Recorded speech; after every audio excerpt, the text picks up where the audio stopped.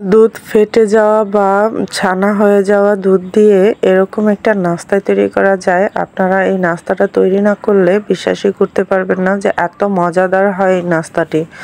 তো অনেক সময় দুধ ফেটে যায়, ছানা হয়ে যায়, সেই দুধ দিয়ে এরকম একটি নাস্তা তৈরি করে ফেলতে পারেন। তো আজকে আপনাদের সাথে কথা না বলে চলে যাব এই ফেটে যাওয়া দুধ দিয়ে নাস্তা তৈরি করতে। তো প্রথমে এখানে 1 কেজি গরুর দুধের ছানা, এখানে দুধটা ছানা হয়ে গেছিলো যে কোনো কারণবশতে, নষ্ট হয়নি, ছানা হয়েছে। তো এটাকে আমি এখন প্রসেস করে একটা নাস্তা তৈরি করে নেব। এখানে দিয়ে দিচ্ছি কিছুটা চিনি, আর এখানে দিয়ে দিচ্ছি একটু লবণ স্বাদ অনুযায়ী, আর এখানে একটা এলাচ। এই এলাচটাকে থেতো করে ভিতরের যে বিচিটা আছে, দানাটা আছে, সেটা দেব থেতো করে। তো এই এলাচটা দিয়ে এবার এগুলোকে আমি একটু জাল করে নেব। এখান থেকে অনেক পানি বের হবে যেহেতু চিনি দেওয়া গেছে, এটা পানি বের হবে। তো এই পানিটা শুকানো পর্যন্ত জাল করে নিতে হবে। আর জাল করছিল আমার মা। এটা হতে হতে আমি এখানে উপরের খামিটার জন্য একটু আটা মেখে নিচ্ছি। এখানে হাফ কাপের মতো আটা হবে, 2টা রুটির গুলার মতো হবে এরকম আর কি। লবণ দিয়ে এটাকে ভালো করে মেখে নিলাম। এটাকে এখন পরিমাণ মতো পানি দিয়ে রুটির ডো তৈরি করে নেব। রুটি পরোটার ডো যেরকম হয় সেম ওরকমেরই করে নেব। তো এটাকে আমি একটু একটু পানি দিয়ে এটাকে আমি মেখে নিচ্ছি। একেবারে পানি দেবেন না, এটা নরম হয়ে যাবে। হালকা হালকা করে পানি দিয়ে এটাকে একটা ডো তৈরি করে নেবেন। তো এখানে বড় সাইজের 2টা রুটি হবে। তো আমি এটাকে করে নিয়ে 10 মিনিট রেস্টে রেখেছি। আর এতক্ষণে ছানার পুরটা তৈরি হয়ে গেছে। তো এই ছানার পুরটাকে একদম শুকনো শুকনো করে নেওয়া হয়েছে, কারণ এখানে কোনো পানি রাখা হয়নি। তো এখন আমি ছানার পুরটা রেখে দিয়ে এটাকে রুটি বেলতে চলে যাব। বড় বড় করে 2টা রুটি বেলবো, এটাকে পরে কেটে নেব। তো এটাকে আমি বেলে নিচ্ছি। তো এখানে আমার মা হেল্প করছিল, কারণ আমাদের মায়ের বাড়িতে ওভাবে স্ট্যান্ড বা কোনো কিছু রাখার কোনো সিস্টেম নেই। মা হেল্প করছিল, আমি ওটা শ্যুট করছিলাম। তো এখন একটা গ্লাস দিয়ে, এরকম স্টিলের গ্লাস দিয়ে আমি কেটে নিচ্ছি, ছোট ছোট করে এক সাইজ করে কেটে নিচ্ছি। একটা থেকে দেখুন অনেকগুলোই হচ্ছে। তো এগুলোকে কেটে এরকম করে প্রায় সবগুলো করে নেব। এটা রুটি যেমন ভারী হয় ওরকম ভারী আছে। আপনারা চাইলে আরও পাতলা করতে পারেন, অসুবিধা নেই। তো আমি এরকমই রেখেছি, কারণ ছানাটা খুব বেশি ছিল না।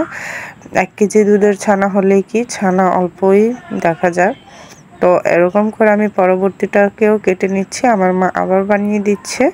তো এখন এটাকে বানাতে চলে আসলাম। তো এখান থেকে আমি অল্প অল্প করে পুর নিয়ে নেব, ছানার পুরটা অল্প অল্প করে। এটা আগে বলে মিষ্টি জাতীয়। তো এভাবে করে এরকম করে 3 মাথা আপনারা খেয়াল করে দেখবেন, 3 মাথা একসাথে করে জুড়ে দিচ্ছি এক সাইড থেকে অর্ধেক, তারপর ওই বাকিটা এভাবে লাগিয়ে দিয়ে এভাবে করে সাইডটা মুড়ে দিচ্ছি যাতে করে না ছিঁড়ে যায়। এটা একটা ডিজাইন বলতে পারেন, ডিজাইন করে দিয়েছি যাতে না ছুটে যায় আর দেখতে একটু সুন্দর লাগে। তো এরকম করে আমি সবগুলা বানিয়ে নেব একটা একটা করে। তা দেখার সুবিধার্থে আরও একটা করে দিচ্ছি। আর আরেকটা কথা বলি বন্ধুরা, আমাদের এখানে বাবার বাড়িতে ভয়েস দিতে গেলে অনেক নয়েজ হয়। তো কারণ এখানে অনেক পশু পাখি বা গ্রাম সাইড অনেক নয়েজ। তো আপনারা প্লিজ একটু মার্জনা করবেন, নয়েজগুলা হয়। তো দিনের বেলা ভয়েস দিচ্ছিলাম, এই কারণে নয়েজগুলো একটু বেশি হচ্ছে। তো এভাবে কথা বলতে বলতে আরও একটা বানিয়ে নিয়েছি। আপনারা আশা করি বুঝতে পেরেছেন। তো আপনারা চাইলে অন্য কোনো শেপও দিতে পারেন, এটা কোনো সমস্যা নেই। আমার এরকম দিতে ইচ্ছে হয়েছে, আমি এরকম দিয়েছি। তো এখন এটাকে বানানো হয়ে গেছে। এই সবগুলো দেখুন বানানো হয়ে গেছে আমার একে একে। তো এগুলাকে এখন আমি একটু তেলে ভেজে নেব। এগুলাকে তেলে ভাজা করে নেব। আমি সামান্য তেল দিয়েছি, বেশি তেল দেওয়ার প্রয়োজন নেই যেহেতু অল্প কয়টা হয়ে যাবে। তো এখন আমি এগুলোকে আস্তে আস্তে করে দিয়ে দিচ্ছি। তেলটা গরম হয়ে গেছে।